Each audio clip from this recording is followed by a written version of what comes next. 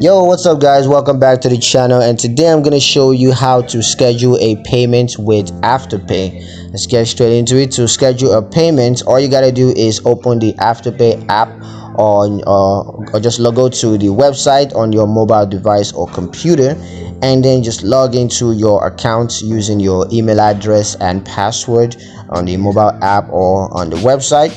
And once you're logged in, just tap or click on payment schedule to view your upcoming payments, and then just select the payment that you want to schedule, and you can choose a payment date that works for you. And once you're done with all that, just review and confirm the payment schedule details. Now for payment schedule options, there's automatic payments. You can set up automatic payments to ensure that your payments are made on time. There's also manual payments, where you can make manual payments when you want to pay off your balance.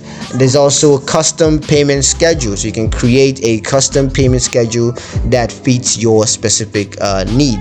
Now, for managing your payment schedule, there are a couple of things that you can do here. You can view your payment schedule and upcoming payments. You can also update your payment schedule as needed, such as changing the payment amount or the date.